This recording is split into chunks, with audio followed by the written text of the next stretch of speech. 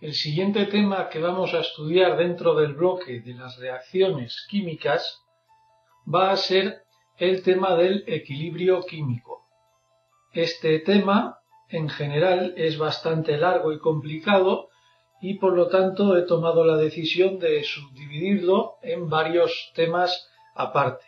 Este primer tema va a ser un tema un poco generalista del equilibrio químico. Vamos a definir de forma general el equilibrio químico, pero como os digo, en los temas posteriores vamos a estudiar una serie de casos particulares de estos equilibrios químicos atendiendo a la naturaleza química de las especies que están involucradas en ellos. Primeramente, vamos a definir qué es el equilibrio químico, o mejor dicho, el llamado estado de equilibrio químico.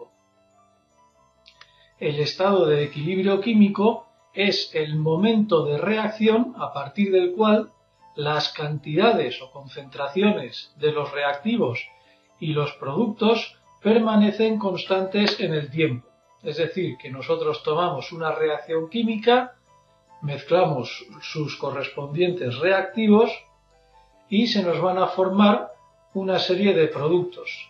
Como ya vimos en el tema anterior, existen reacciones que son prácticamente instantáneas y que ocurren al mismo tiempo. Pero en muchas ocasiones estas reacciones químicas les va a llevar un tiempo en transcurrir, de tal manera que poco a poco los reactivos van desapareciendo y los productos se van generando, hasta que llega un momento en el que observaríamos que esas cantidades, tanto de reactivos como de productos, permanecen constantes en el tiempo, es decir, ya ni se destruyen reactivos ni se crean nuevos productos. Por lo tanto, llegado a ese punto, diremos que ese sistema, esa reacción química, ha llegado a su equilibrio químico. El inciso que se hace en esta definición es muy importante y por desgracia a veces se obvia, manteniendo también fijas las condiciones físicas del sistema. Es decir, que si nosotros tenemos una reacción química que ha alcanzado el equilibrio, ese equilibrio lo ha alcanzado bajo una serie de condiciones físicas de temperatura, presión, etc. Pero vamos a ver en este mismo tema que si nosotros alteramos esas condiciones de presión, temperatura, etc., las condiciones de equilibrio también van a ser diferentes. Por lo tanto, tenemos que definir el equilibrio químico bajo una serie de condiciones estándar. Vamos a ver a continuación qué relación hay entre la velocidad de reacción que habíamos visto en el tema anterior y el equilibrio químico, que es el tema actual. Decir que todas las reacciones químicas son reversibles y que tarde o temprano alcanzan el equilibrio químico. Es decir, que hay reacciones, como hemos dicho antes, que pueden transcurrir de forma instantánea, es decir, pueden alcanzar su equilibrio químico en prácticamente milésimas de segundo, y hay otras reacciones químicas que debido a su velocidad lenta de reacción pueden tardar varios minutos, días, incluso años en alcanzar su equilibrio químico. Vamos a considerar primero la reacción química escrita en color verde. La ecuación general que siempre ponemos: A moles de A más B moles de B reaccionan para generar C moles de C más D moles de D. Esta reacción, que la hemos escrito de esta forma, fijaros en la flecha, es la flecha que siempre utilizamos, y esta ecuación la vamos a denominar reacción directa. Nuestra ecuación escrita de color verde va a ser la reacción directa. Pero teniendo esta reacción directa nos podemos preguntar, nos podemos plantear que estos productos C y D también podrían reaccionar entre sí para generar los reactivos A y B, como es el caso en lo que ocurre en esta otra reacción escrita de color rojo. Precisamente ahora los reactivos van a ser C y D y van a reaccionar para formar los ahora productos A y B. Esta otra reacción la vamos a denominar reacción inversa. Por lo tanto, aquí tenemos dos reacciones, la verde que es reacción directa y la roja que es reacción inversa. ¿Qué es lo que ocurre con el transcurso del tiempo? Vamos a observar esta siguiente gráfica donde hemos representado el tiempo frente a la velocidad de reacción. Cuando el tiempo es corto, es decir, cuando la reacción no ha hecho más que comenzar, vemos que la velocidad de la reacción directa es bastante alta. Esto es obvio, tenemos una alta concentración de reactivos A y B y como vimos en el tema anterior, si la concentración de reactivos es alta, la velocidad de reacción en principio va a ser alta.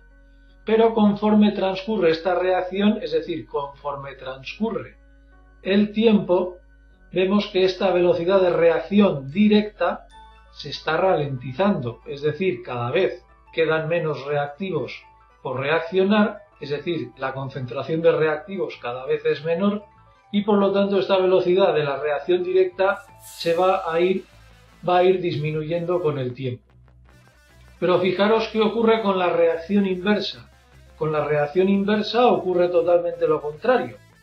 Al principio, cuando la reacción todavía no se ha iniciado, no tenemos ninguna concentración de los productos C y D que tenemos aquí. Luego la velocidad de reacción va a ser prácticamente nula. Pero a medida que transcurre la reacción directa, las concentraciones de C y D, que en este caso son nuestros reactivos, si consideramos la reacción inversa, estas concentraciones van a ir creciendo. Luego, por tanto, la velocidad de esta reacción que hemos denominado inversa también va a ir aumentando con el tiempo. De tal manera que el tiempo juega un factor muy importante en las reacciones directa e inversa. Con el transcurso del tiempo vemos que la velocidad de reacción directa disminuye y la velocidad de la reacción inversa aumenta. Por lo tanto, va a llegar a un punto, este punto de aquí, en el que ambas velocidades de reacción van a ser iguales, se van a igualar. De tal manera que, ¿qué es lo que ocurre en este punto? Que hemos alcanzado, como vemos aquí, el equilibrio químico. Ahora bien, cuando alcanzamos el equilibrio químico y vemos que efectivamente las concentraciones, tanto de reactivos como de productos, permanecen constantes en el tiempo, no tenemos que pensar que la velocidad de esa reacción está totalmente parada, está totalmente quieta. No, lo único que se ha producido es una igualación de ambas velocidades, de la velocidad de reacción directa y la velocidad de reacción inversa. Es decir, que en el equilibrio químico se siguen destruyendo reactivos y se siguen produciendo productos. Lo que pasa es que la velocidad de creación de productos y la velocidad de destrucción de los mismos es exactamente igual. Por lo tanto, ahí tenemos el equilibrio químico. Hasta ahora todas las reacciones químicas las hemos escrito utilizando esta flecha simple que nos indica el sentido de la reacción. Sin embargo, ahora vemos que ya no va a estar tan claro cuál va a ser el reactivo y cuál va a ser el producto, es decir, ya no va a estar tan claro el sentido de la reacción química. Por lo tanto, a partir de ahora, cuando tengamos que describir un sistema en equilibrio químico de una reacción química, vamos a utilizar esta doble flecha. Esta doble flecha que nos indica que esa reacción química puede transcurrir hacia la izquierda o hacia la derecha, es decir, hacia la formación de productos o hacia la formación de reactivos químicos.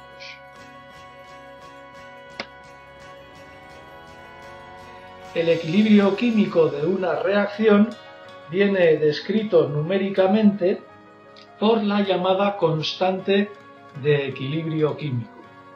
Vamos a estudiar la expresión matemática de esa constante de equilibrio. Imaginemos nuestra reacción química general.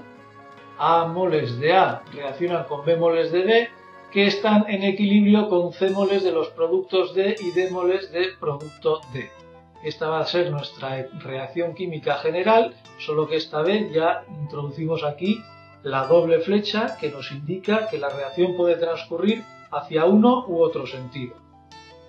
esta reacción química escrita tal y como la tenemos aquí tendría la siguiente expresión general para su constante de equilibrio. Las constantes de equilibrio se representan por letra K mayúscula, a diferencia de la letra K minúscula que utilizábamos en el tema anterior para escribir la constante de velocidad. Y esta constante mayúscula de equilibrio tiene la siguiente expresión: multiplicar las concentraciones de los productos C y D elevados a sus respectivos coeficientes estequiométricos C y D, y dividiendo por el producto de las concentraciones de los reactivos A y B elevados también a sus correspondientes índices estequiométricos A y B. De tal forma que podemos formular la ley del equilibrio químico, que no hace sino describir la expresión matemática de esta constante de equilibrio K. La ley de equilibrio químico nos dice lo siguiente: el cociente entre los productos de las concentraciones de productos y reactivos, elevados ellos a sus correspondientes índices estequiométricos, siempre va a ser constante para cada reacción química. Es decir, que cada reacción química va a tener su propia constante de equilibrio. Y vemos que lo que enuncia la ley de equilibrio químico es exactamente la expresión matemática de esta constante K.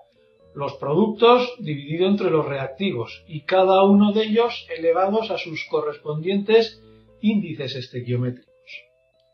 Y esta ley de equilibrio químico hace un inciso muy importante. Su valor solo va a depender de la temperatura. Es decir, que esta constante de equilibrio, además de ser propia y única para cada reacción química en cuestión, su valor solo puede verse alterado por la temperatura.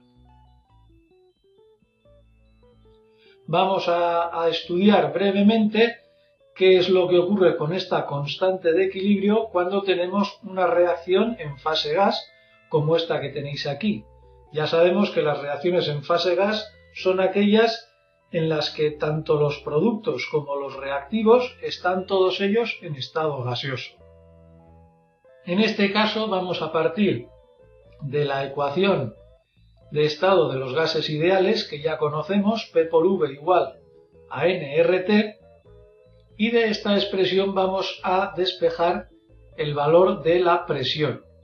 Lo único que tenemos que hacer es pasar el volumen a este miembro de la ecuación dividiendo, puesto que aquí está multiplicando. De tal manera que esta ecuación nos puede quedar así: presión igual a nRT dividido entre V. Pero si os fijáis, la relación que hay entre el número de moles y el volumen es precisamente la concentración. Luego la ecuación de los gases ideales se puede escribir de esta forma: presión igual a concentración por constante R y temperatura. De tal manera que en esta ocasión podemos definir una constante de equilibrio K sub P diferente a la constante de equilibrio que habíamos definido antes de forma general. Y esta K sub P se escribe subindizada con P porque lo único que tiene en cuenta son las presiones parciales de los reactivos y productos involucrados en esta reacción, insisto, en fase gaseosa. Efectivamente, aquí vemos que esta constante de equilibrio de presiones es igual al producto de las presiones parciales de los productos C y D, elevados ellos a sus respectivos índices estequiométricos, dividido por el producto de las presiones parciales de los reactivos A y B, elevados por supuesto también a sus respectivos índices estequiométricos A y B. De tal manera que si nosotros cogemos la expresión anterior de la constante de equilibrio y la expresión de esta constante K sub P, determinamos que la relación entre K sub P y K es la siguiente: K sub P es igual a la constante de equilibrio multiplicado por RT y elevado a la variación del número de moles de la reacción química. Efectivamente, si nosotros cogemos una presión parcial cualquiera, esta por ejemplo, y la sustituimos por las concentraciones, vamos a ver que si sustituimos todas las presiones parciales en esta expresión, nos van a quedar las concentraciones elevadas a los índices estequiométricos y multiplicados por RT elevado a los índices estequiométricos. Por lo tanto, la expresión final que obtenemos va a ser esta, K sub P igual a K por RT elevado al incremento del número de moles en la reacción química.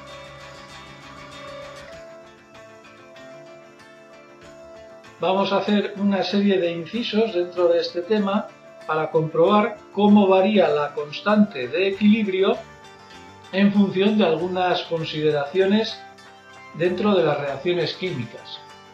Observad estas dos reacciones que he puesto aquí. Son ambas las reacciones de formación del agua. Si os fijáis, los índices estequiométricos son diferentes, pero son análogos, es decir, el hidrógeno aquí tiene un índice 1 y aquí tiene un índice 2. El oxígeno aquí tiene índice 1,5 y aquí 1. Y el agua aquí tiene índice 1 y aquí tiene índice 2. Por lo tanto, si os fijáis, la reacción química es exactamente la misma, solo que esta está multiplicada por 2 respecto a esta otra.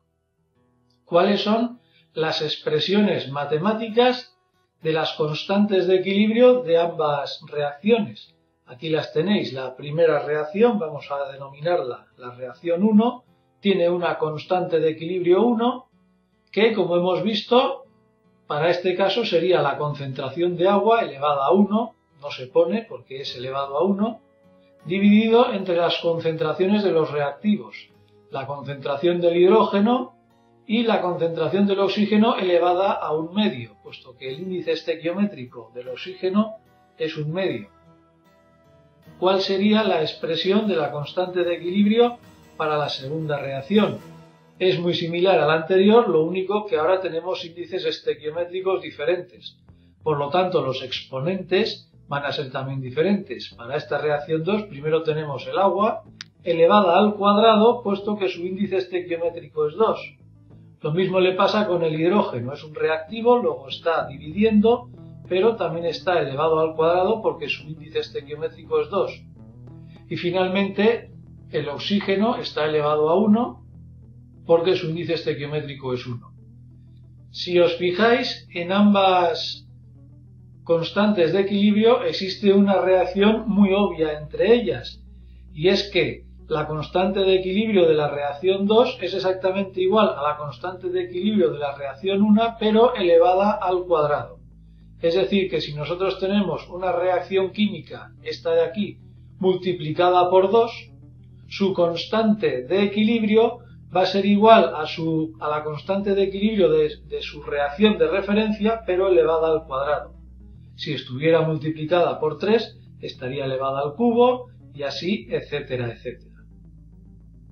Vamos a ver otro inciso dentro de las expresiones de las constantes de equilibrio. Y en este caso vamos a estudiar qué es lo que ocurre con las constantes de equilibrio de las reacciones directas e indirectas. Aquí tenemos de nuevo, para seguir con el mismo ejemplo, la reacción de formación o descomposición del agua. Veis que la reacción es exactamente la misma, pero está girada, es decir, aquí nuestros reactivos van a ser el hidrógeno y el oxígeno, y en esta reacción los reactivos van a ser solo el agua, mientras que en esta primera reacción el producto va a ser precisamente el agua, aquí los productos van a ser el hidrógeno y el oxígeno. Por lo tanto, es la misma reacción, esta es la reacción directa y esta es la reacción indirecta. Son la misma, pero giradas 180 grados. ¿Cuáles serían las expresiones matemáticas de las constantes de equilibrio de ambas reacciones?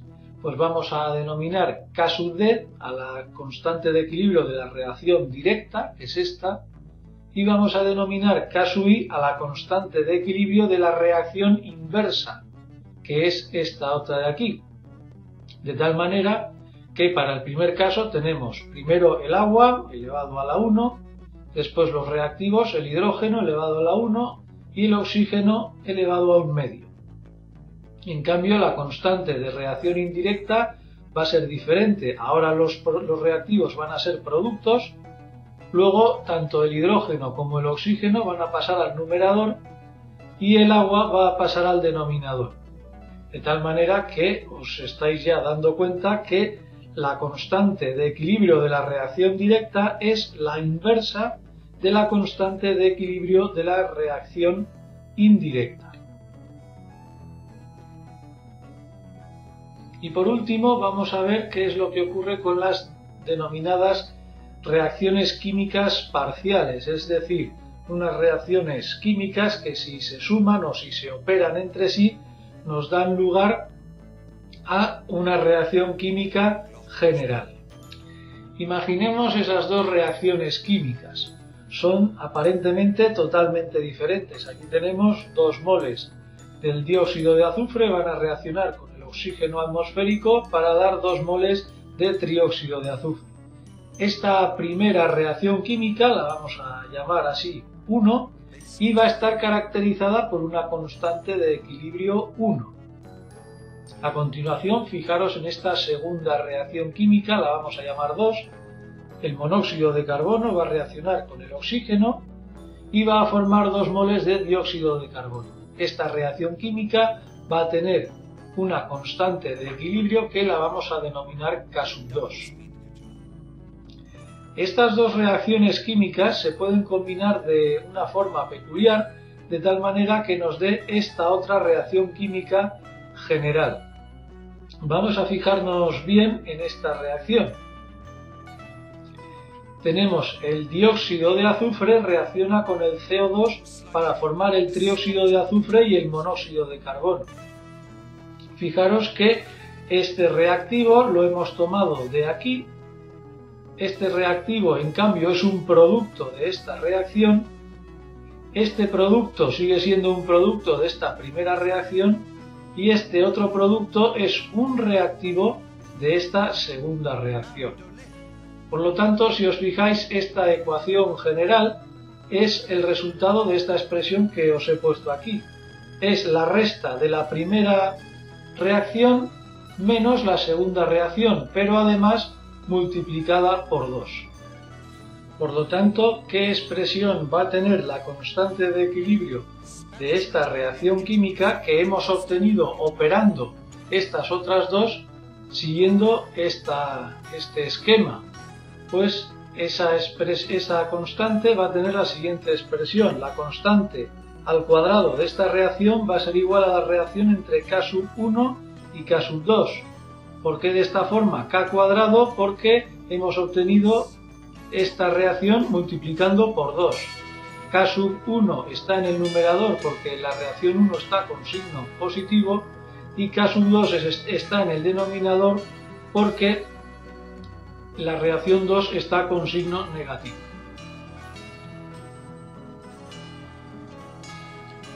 Hasta ahora hemos estudiado reacciones químicas en los que predominaba un equilibrio homogéneo, es decir, todas las sustancias, bien sean reactivos o productos, que intervenían en una reacción química estaban en una misma fase. Pero, como tenéis aquí, cuando los reactivos o los productos de una reacción química se encuentran en fases diferentes, es decir, sólido, líquido o gaseoso, el sistema se dice que alcanza un equilibrio químico heterogéneo.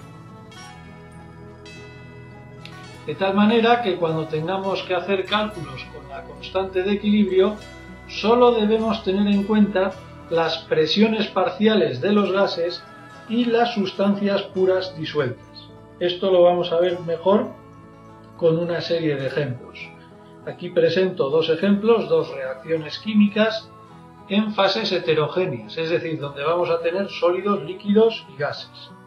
Fijémonos en la primera reacción química. El óxido de níquel en estado sólido va a reaccionar con un gas, el monóxido de carbono, para formar níquel sólido y desprender CO2 gaseoso. En este caso, puesto que tanto el óxido de níquel como el níquel están en estado sólido, como hemos dicho antes, lo único que tenemos que tener en cuenta son estas dos especies que están en estado gaseoso. Es decir, que aquí la constante de equilibrio, puesto que vamos a actuar solo con presiones, va a ser K sub P, y va a ser simplemente igual a la presión parcial del CO2 de este producto dividido por la presión parcial del monóxido de carbono, que vemos aquí que es un reactivo. Y de esta forma obviamos los sólidos tanto del níquel como del óxido de níquel. Vamos a ver a continuación este segundo ejemplo. Aquí tenemos el ácido arsénico en estado acuoso, es decir, en disolución acuosa. Este AQ significa disolución acuosa, y este ácido va a reaccionar con hidróxido sódico también acuoso, de tal manera que se nos va a formar la correspondiente sal, que va a ser soluble, es decir, el arseniato de sodio en estado acuoso, y las correspondientes moléculas de agua.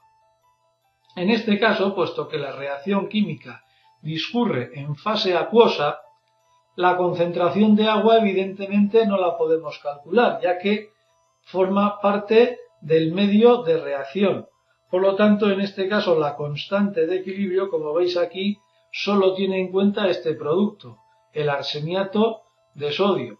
Y a continuación, este arseniato de sodio está dividido efectivamente por los dos reactivos de nuestra reacción, el ácido arsénico y el hidróxido sódico, fijaros, elevado al cubo, puesto que el índice estequiométrico del hidróxido sódico es 3. Por lo tanto, aquí el agua, puesto que forma parte del medio de reacción, aquí la concentración de agua simplemente no se tiene en cuenta. A continuación vamos a estudiar cómo las condiciones del equilibrio químico pueden verse alteradas en función de ciertos aspectos, como habíamos visto en las primeras diapositivas de esta presentación. La constante de equilibrio es única y propia para cada reacción química, pero vimos que estas condiciones de equilibrio podían variar si variábamos las condiciones físicas de la reacción química. De tal manera que en una reacción química reversible, el equilibrio puede desplazarse bien hacia la formación de reactivos o productos en función de una serie de factores. Esos factores son básicamente 3, son la temperatura, la presión y las concentraciones iniciales de los reactivos o los productos. Hasta ahora hemos considerado que cuando llevábamos a cabo una reacción química, inicialmente solo poníamos ciertas concentraciones de reactivos, pero también se nos puede dar el caso de que en una reacción química tengamos también ciertas cantidades iniciales de alguno de los productos. Por enlazar un poco con el tema anterior de la velocidad de reacción, es muy importante decir y recordar que la presencia de un catalizador en la reacción química no va a modificar las concentraciones finales del equilibrio. Es decir, que las condiciones de equilibrio no van a ser diferentes porque exista un catalizador. El catalizador lo único que va a hacer es acelerar la reacción, es decir, disminuir el tiempo necesario para que esa reacción química alcance su estado de equilibrio. Vamos a ver cómo afecta al equilibrio químico esos 3 factores que hemos enumerado. Primeramente vamos a hablar de la temperatura y decir que los cambios de temperatura alteran el equilibrio de una reacción química en función de la naturaleza termodinámica de las mismas. Y para definir este fenómeno vamos a enunciar el llamado principio de Le Chatelier. El principio de Le Chatelier, y esto no solo para la temperatura sino para cualquier equilibrio en general, nos dice lo siguiente: cuando en un sistema en equilibrio se altera un factor externo, el equilibrio se va a desplazar hacia un sentido tal que contrarreste dicha alteración. Y esto lo vamos a ver muy bien con el ejemplo de la temperatura. Y puesto que hemos dicho que los cambios de temperatura van a alterar el equilibrio de una reacción química en función de su naturaleza termodinámica, vamos a estudiar qué es lo que ocurre cuando tenemos reacciones endotérmicas y exotérmicas. Imaginad que tenemos primeramente esta reacción de aquí, es una reacción exotérmica, que si recordáis del tema de termodinámica, son aquellas que desprenden calor. Por lo tanto, vamos a considerar esta Q, este calor, como si fuera un producto de reacción. No es algo material, pero es algo que se genera si hacemos reaccionar las sustancias, los reactivos A y B. ¿Qué ocurre si aumentamos la temperatura de esta reacción química? Ya la reacción química por sí sola hace aumentar la temperatura al desprender calor. Luego, si encima damos más calor a esta temperatura, estamos desfavoreciendo la creación de este miembro de la ecuación. Por lo tanto, estamos desplazando el equilibrio de esta reacción hacia la izquierda, es decir, hacia donde no hay calor. Puesto que el calor lo estamos dando, la reacción va a desplazarse para compensar ese añadido de calor, de tal manera que el equilibrio efectivamente se va a desplazar hacia la izquierda, es decir, hacia la formación de reactivos. Por lo tanto, de una manera genérica podemos decir que en una reacción exotérmica, un aumento de la temperatura desplazará el equilibrio hacia la formación de reactivos. O, en otras palabras, que la constante de equilibrio va a disminuir, puesto que si esto se hace más pequeño y esto se hace más grande, evidentemente la constante de equilibrio disminuye. ¿Qué es lo que ocurre cuando tenemos, en este caso de aquí, una reacción endotérmica? Pues en este caso vamos a considerar el calor como un reactivo de la reacción, aunque no sea algo material. De tal manera que si nosotros damos calor a esta reacción va a evolucionar de tal manera que va a contrarrestar ese calor. ¿Y cómo contrarresta ese calor? Pues desplazándose hacia donde no hay calor, es decir, desplazándose hacia la formación efectivamente de productos. De tal manera que de forma general podemos decir que en toda reacción endotérmica un aumento de la temperatura desplazará el equilibrio hacia la formación de productos. Y puesto que en este caso, si este miembro de la ecuación aumenta y este miembro de la ecuación disminuye, en este caso lo que conseguimos es que la constante de equilibrio aumenta. Estos fenómenos de que si la constante disminuye o aumenta se invierten cuando en lugar de aumentar la temperatura la disminuimos. Es decir, si en una reacción exotérmica en lugar de aumentar disminuimos la temperatura, conseguiremos el efecto contrario, es decir, que favoreceremos este miembro y desfavoreceremos este otro miembro. Y con la reacción endotérmica pues ocurre lo mismo, pero al contrario. Vamos a ver a continuación cómo afecta la presión al equilibrio de una reacción química. Decir que los cambios de presión en una reacción química no van a alterar su constante de equilibrio. A diferencia de lo que nos pasaba con la temperatura, la presión no va a cambiar el valor de la constante de equilibrio, pero sí que va a cambiar las concentraciones o las presiones parciales de las sustancias en equilibrio. Es decir, además, que esas variaciones en el equilibrio químico de la reacción van a depender de la variación del número de moles de sustancias gaseosas que experimente la reacción. Y es muy importante resaltar el número de moles de sustancias gaseosas, solo gaseosas. Vamos a ver un par de ejemplos. Primeramente tenemos esta reacción que discurre completamente en fase gas. El hidrógeno gas reacciona con el nitrógeno gas para formar también el amoníaco gas. Esta reacción ya la hemos visto más veces y efectivamente transcurre en fase gas. Vamos a estudiar qué es lo que ocurre con la variación del número de moles de sustancias gaseosas. En este caso, todas las sustancias son gaseosas. La variación del número de moles es el número final de moles, es decir, el número de moles de los productos menos el número de moles de los reactivos. Puesto que aquí todos son gaseosos, vamos a considerar los siguientes.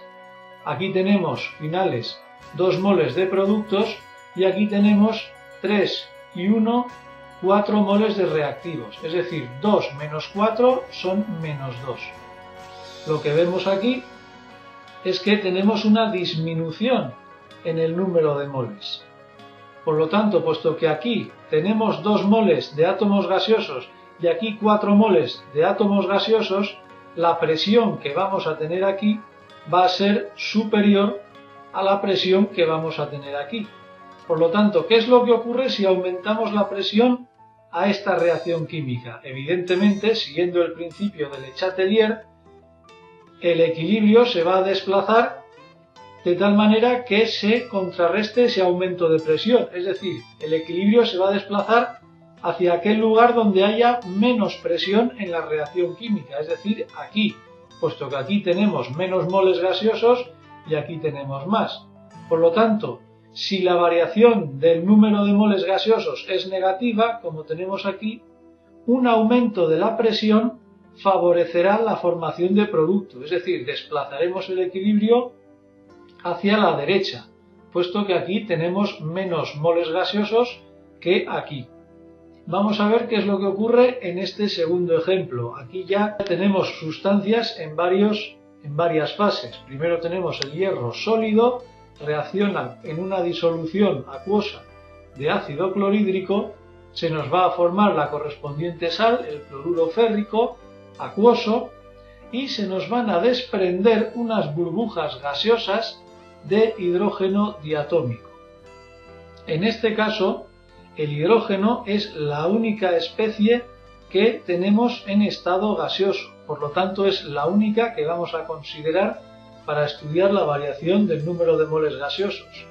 Puesto que solo tenemos aquí el hidrógeno, la variación del número de moles gaseosos va a ser positiva, es decir, aquí no tenemos ningún mol de sustancia gaseosa y aquí tenemos 3 medios moles de sustancia gaseosa. Por lo tanto, si nosotros aumentamos la presión a esta reacción química, lo que estamos haciendo es desplazar el equilibrio hacia la izquierda, puesto que siguiendo el principio de Le Chatelier, esta reacción se va a desplazar de tal manera que va a compensar ese aumento de presión. ¿Cómo lo va a hacer? Pues desplazándose hacia el miembro que no requiera un incremento de presión. En este caso, puesto que aquí tenemos el incremento de presión provocado por la formación de burbujas de hidrógeno, en este caso un aumento de presión lo que va a favorecer es precisamente lo contrario que el caso anterior, es decir, favorecerá la formación de estos dos reactivos. Y por último vamos a ver cómo cambian las condiciones de equilibrio variando las condiciones iniciales de los reactivos o productos. Las variaciones de las concentraciones iniciales de los reactivos, como ocurría con el caso de la presión, no van a modificar el valor de la constante, pero sí van a alterar las concentraciones finales en el equilibrio, es decir, lo que nos ocurría exactamente en el caso anterior.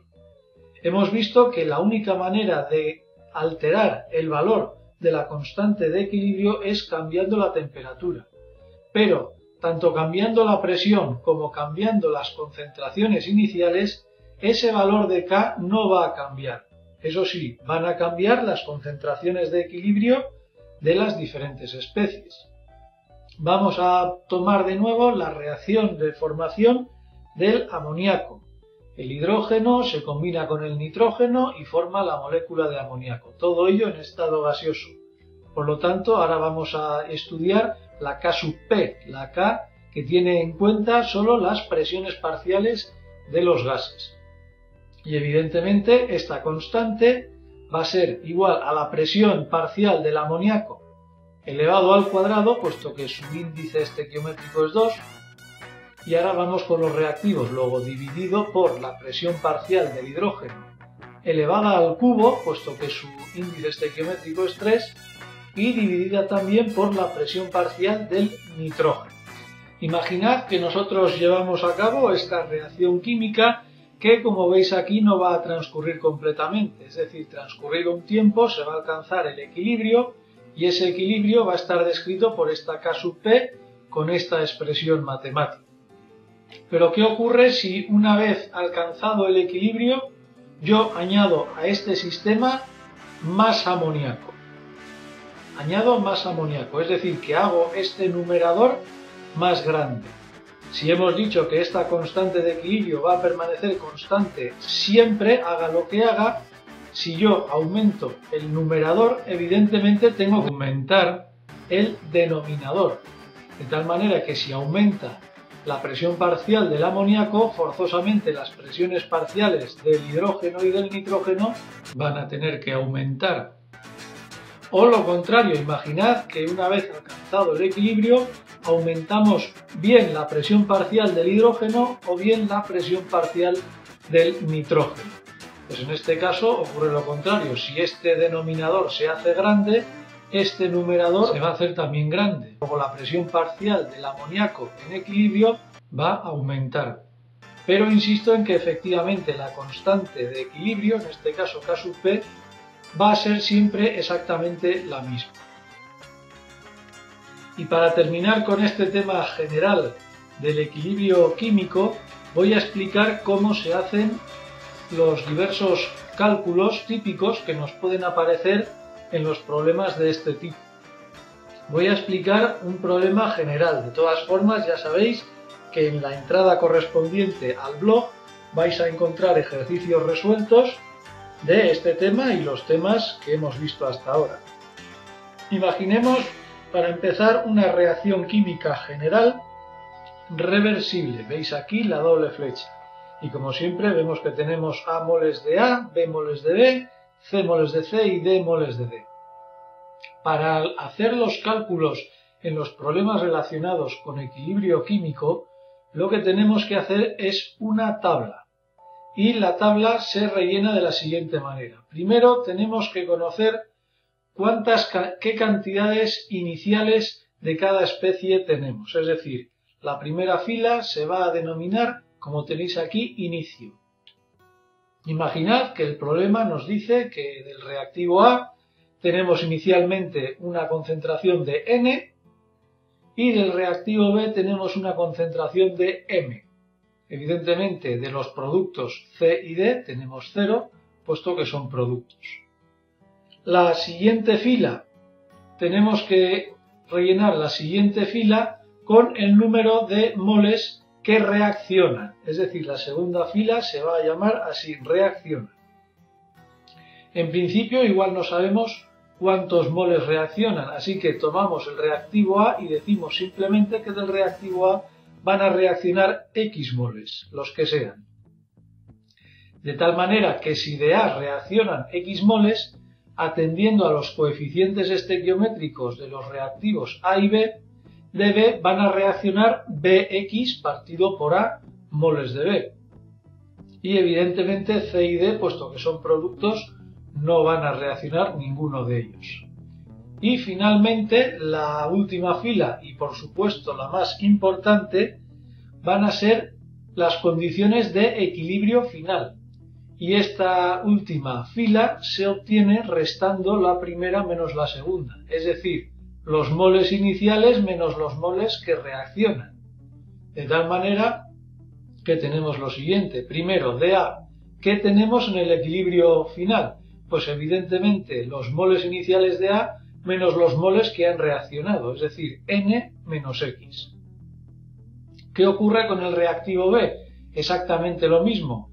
En el equilibrio final tendremos los moles iniciales menos los moles que han reaccionado, es decir, M menos Bx partido por A. Y en cuanto a los productos, ¿qué vamos a obtener? Pues siguiendo la relación de los índices estequiométricos, si A moles de A me generan C moles de C, X moles de A que han reaccionado me generarán Cx partido de A moles de C. Y una expresión análoga tienen los moles de D que se me generan.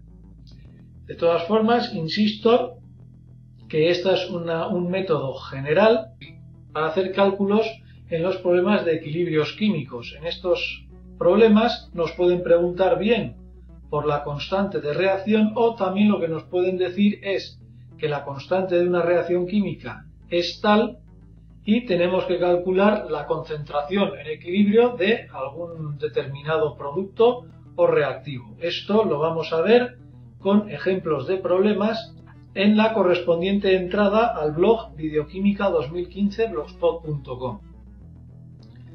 Terminar este tema recordando que este es un tema de equilibrio químico general. Los próximos temas de equilibrio químico van a ser un tanto específicos en función de la naturaleza química de las especies que estén involucradas en el proceso. Gracias.